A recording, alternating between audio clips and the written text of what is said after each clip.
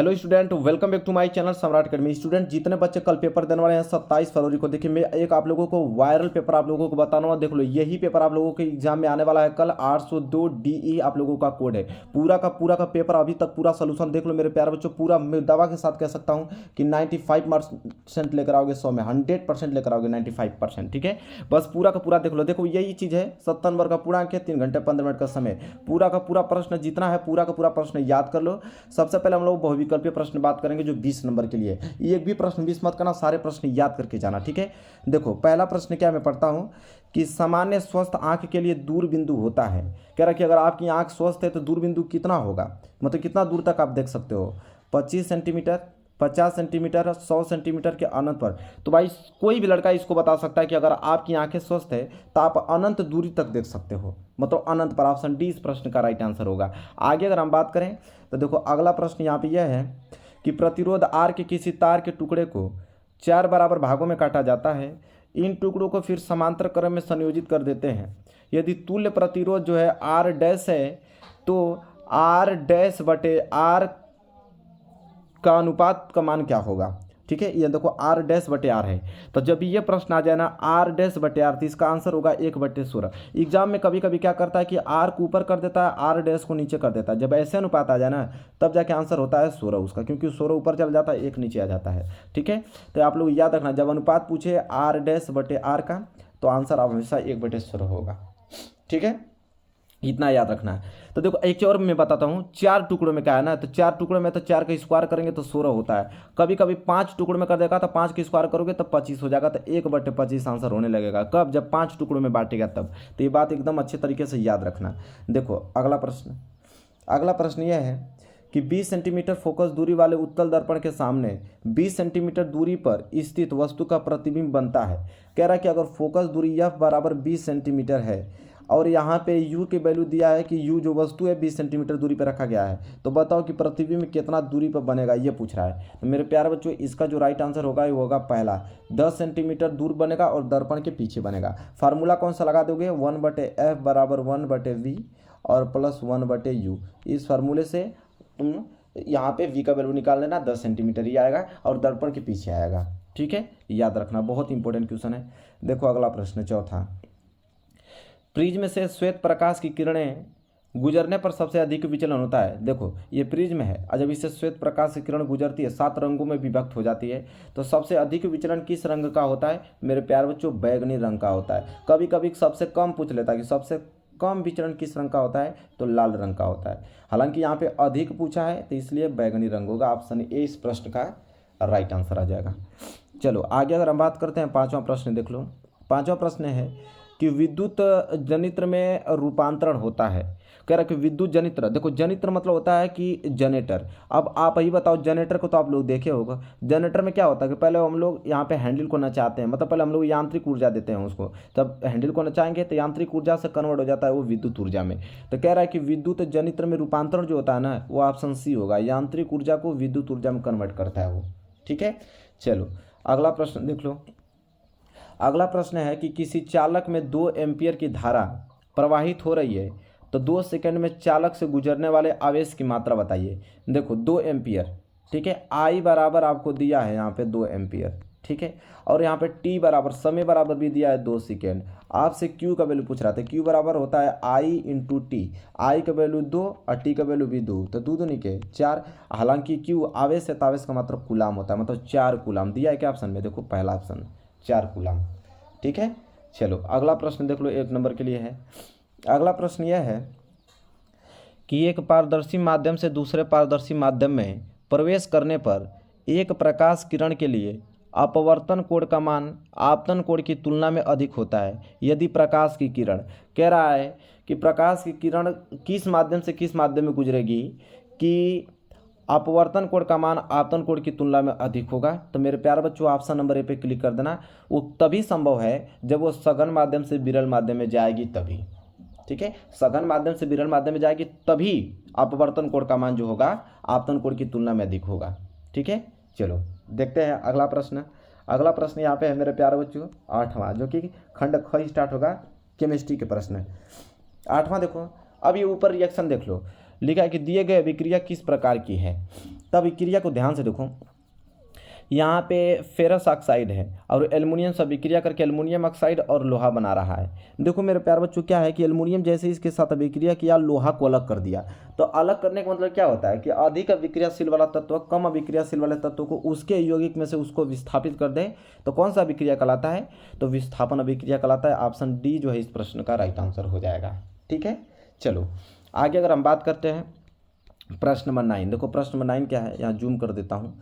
प्रश्न 9 है कि निम्न में से कौन सी धातु ऊष्मा की कुचालक है?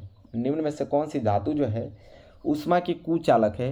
पारा, सोडियम, सीसा, लोहा। देखो कुचालक मतलब ये होता है जिसमें से ऊष्मा न बह के जाए, तो वो है ऑप्शन सी सीसा। सीसा जो है ऊष्मा की क्या होती है? कुचालक होती है।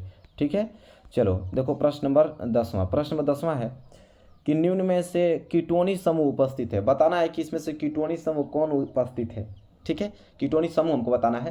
देखो कीटोनी समूह जो मेरे प्यारे बच्चों है वो आ जाएगा option D, CH3 single bond से CH3 जुड़ा हुआ है और डबल बॉन्ड से यहाँ पे ऑक्सीजन जुड़ा हुआ है। ये आपका क्या है? कीटोनी समूह है।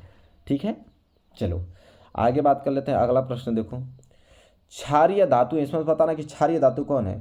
बेरिलियम, मैग्नीशियम, कैल्शियम, कि लिथियम, सोडियम, पोटेशियम, कि बोरान, एल्युमिनियम, गैंगनीयम, कि कैल्शियम और Ag की Au, गोल्ड की सिल्वर। ठीक है, तो बताइए, बताना है कि क्षारीय धातु कौन सा इसमें से है। ठीक है, तो सिंपल आपको दिख रहा है कि लिथियम, सोडियम, पोटेशियम, ये जो है क्षारीय धातु होती हैं।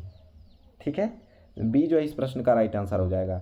आगे अगर हम बात करें तो अगला देखो, अगला है रासायनिक समीकरण। आप देख लो ऊपर पूछा है कि किस प्रकार की अभिक्रिया है? योगात्मक अभिक्रिया, निराकरण अभिक्रिया, अवक्षेपण अभिक्रिया, इनमें से कोई नहीं। देखो एक ट्रिक बताता हूँ, ये होता है इधर जो आप दिख रहे हो ये होता है अभिकर्मक और ये जो होता है ये होता है उत्पाद। अगर उत्पाद में कोई पदार्थ अगर ठोस अवस्था में उपस्थित हो, तो ठोस अवस्था में उपस्थित हो तो आंख बंद करके आपको अवक्षेपण अभिक्रिया पर ट्रिक लगाना होगा, क्योंकि यहाँ पे ठोस पदार्थ के अवक्षेप प्राप्त होते हैं। ठीक है, तो अवक्षेपण अभिक्रिया कहलाएगा। जब भी उत्पाद में अगर ठोस कोई पदार्थ प्राप्त हो रहा है, समझ लेना कि अवक्षेपण अभिक्रिया है। देखो अगला है कि एक विलयन जो है नीले लिटमस पत्र को लाल कर देता है, इसका pH मान होगा। अब आप वही बताओ, अनिल, एक हम ट्रिक बताए थे, अनिल मतलब क्या होता है? मतलब अम्ल, नीला को करता है लाल, और वही है नीले लिटमस को लाल करता है तो अम्ल, और अम्ल का pH मान 7 से कम होता है। तो देखो 7 से कम क्या है? 6 ही तो 7 से कम है, तो ऑप्शन ए इस क्वेश्चन का राइट आंसर हो जाएगा। इतना सिंपल है। आगे अगर हम बात करें तो अगला प्रश्न देख लो, प्रश्न नंबर 14 कि मनुष्य में वृक्क, यहाँ पे टाइपिंग मिस्टेक होगी। ठीक है, मनुष्य में वृक्क एक तंत्र का भाग है जो संबंधित है। तो वृक्क मतलब क्या होता है? किडनी। तो किडनी किससे संबंधित है? तो भाई किडनी उत्सर्जन से संबंधित है, बात खत्म, क्योंकि उससे टॉयलेट बाहर जाता है, किडनी से प्यूरिफिकेशन करता है वो। ठीक है, उत्सर्जन का काम करता है। देखो आगे देखो प्रश्न नंबर 15, स्वपोषी पोषण के लिए आवश्यक है। स्वपोषी पोषण मतलब जो अपना भोजन स्वयं बनाते हो, तो अपना भोजन स्वयं कौन बनाता है? पौधा। तो पौधा भोजन अपना स्वयं बनाता है, तो उसके लिए कौन सी चीज़ें आवश्यक है? तो उसके लिए उपयुक्त तो सभी हैं, क्योंकि देखो उसको कार्बन डाइऑक्साइड भी चाहिए, जल भी चाहिए, क्लोरोफिल भी चाहिए जो कि उसके हरी पत्तियों में होता है पौधे की, और सूर्य का प्रकाश चाहिए, तब जाके वो भोजन बनाएगा। इसलिए इसका राइट आंसर जो होगा उपयुक्त क्या हो जाएगा? सभी। चलो अगला प्रश्न देख लो, प्रश्न नंबर 16 कि निम्न में से कौन ऊर्जा का सिक्का या मुद्रा के रूप में जाना जाता है? ऊर्जा का सिक्का मतलब energy of money. Energy of money को हम ATP कहते हैं, क्योंकि देखो क्या होता है कि कोई भी खाना हम लोग खाते हैं तो ऊर्जा जो हमें प्राप्त होती है ना, वो ATP की फॉर्म में प्राप्त होती है हमें। ठीक है, तो इसका बी जो है राइट आंसर हो जाएगा। आगे अगर हम बात करें 17वां प्रश्न देखो, 17वां है कि जैव विकास का सिद्धांत प्रतिपादित करने वाले वैज्ञानिक का नाम बताइए। मतलब जैव विकास सिद्धांत है उसने किसने प्रतिपादित किया? चार्ल्स डार्विन ने, ग्रेगर मेंडल ने, जगदीश चंद्र बोस ने, कि हरगोविंद खुराना ने। तो इसका राइट आंसर होगा ऑप्शन नंबर पहला, चार्ल्स डार्विन ने, क्योंकि जैव विकास का सिद्धांत उन्होंने ही प्रतिपादित किया था। ठीक है, चलो 18वां प्रश्न देखो, पादपों में जाइलम का कार्य होता है। देखो पादप मतलब पदार्थों लिखा है, लेकिन पादप होगा यहाँ पे, पादपों मतलब क्या होता है? पौधा। तो पौधा में जाइलम होता है, जाइलम जल का संवहन करता है। अगर फ्लोएम होता है तो फ्लोएम मतलब भोजन का संवहन हो जाता है। ठीक है, तो जाइलम है जल का संवहन करता है। आगे देख लो प्रश्न नंबर 19 क्या है? निम्न में से कौन सा जीन प्रारूप शुद्ध गोल बीजों को प्रकट करता है? देखो शुद्ध गोल बीजों को प्रकट करता है। जब आ जाए आपको कि शुद्ध गोल बीजों, तो हमेशा कैपिटल होता है, दोनों चीज़ें कैपिटल। तो कैपिटल आपको यही दिखाई दे रहा है, RR। तो ऑप्शन डी जो है इस प्रश्न का राइट आंसर हो जाएगा। आगे बात करें प्रश्न 20वां, हीमोग्लोबिन महत्वपूर्ण भूमिका निभाता है किसमें? श्वसन में, उत्सर्जन में, पाचन में कि पोषण में? सिंपल जवाब दोगे कि सर श्वसन में करता है हीमोग्लोबिन।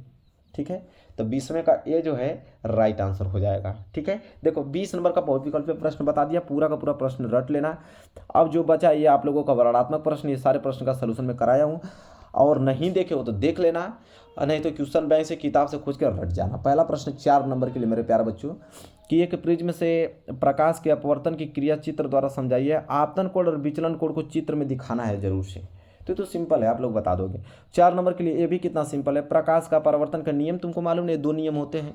ठीक है, और रेखा चित्र द्वारा आपको समझाना है इसको, रेखा चित्र द्वारा मतलब चित्र बनाना पड़ेगा। ठीक है, 4 नंबर के 4 नंबर के लिए ये प्रश्न देखो कितना आसान है, कि 3 प्रतिरोध R1 R2 R3 समांतर क्रम में जुड़े हैं। किस क्रम में? यहाँ पे लिख देना, समांतर क्रम में जुड़े हैं। तो तुल्य प्रतिरोध के लिए उसका सूत्र स्थापित कीजिए। देखिए 2 चीज़ें है, कभी कभी समांतर क्रम में दे देता है, कभी कभी श्रेणी क्रम में दे देता है, तो दोनों स्थापित करना सीख लेना है।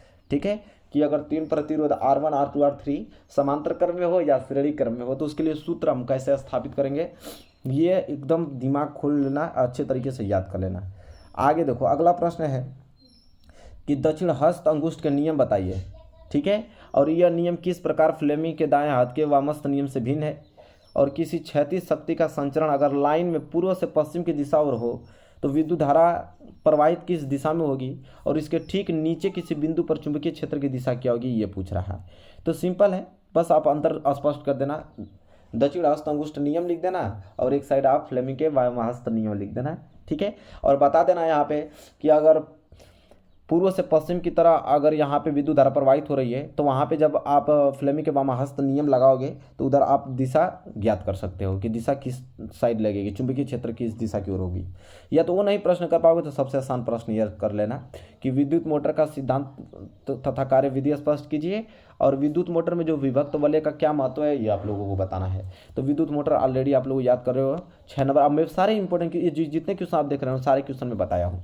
देखो उपखंड में ये तो पूरा बता चुका हूँ मैं, 5 मार्क का। देखो पहला, दूसरा, तीसरा, चौथा संतुलित करना है, सब कुछ बता दिया हूँ मैं।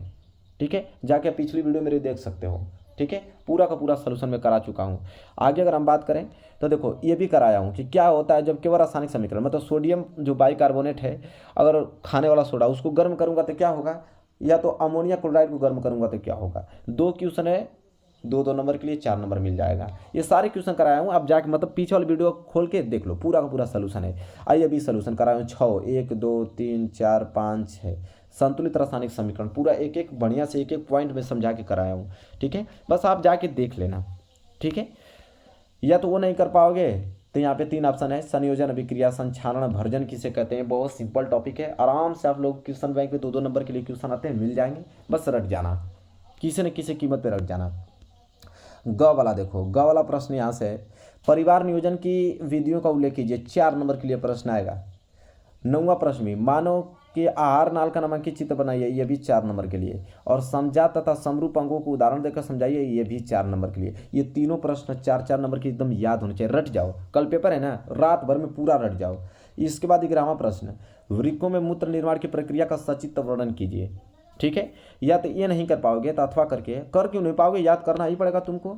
इसके बाद ये है कि मानव के नर जनन तंत्र का सचित्र वर्णन कीजिए। ठीक है मेरे प्यारे बच्चों, ये 2 चीज़ें हैं, बस यही पॉइंट आप लोगों को याद करके अच्छे तरीके से जाना है। ये पेपर में हमने पूरा वायरल पेपर है, मैंने सब कुछ बता रखा है आप लोगों को। ठीक है, बस आप लोगों को याद करना है। अब जितना जल्दी तुम लोग याद कर लो उतना अच्छे नंबर तुम लोग ला सकते हो। वीडियो को शेयर कर दो, सबके पास पहुँचे, इस पेपर को सब लोग सोल्यूशन करके जाएँ और अच्छे नंबर लेकर आएँ।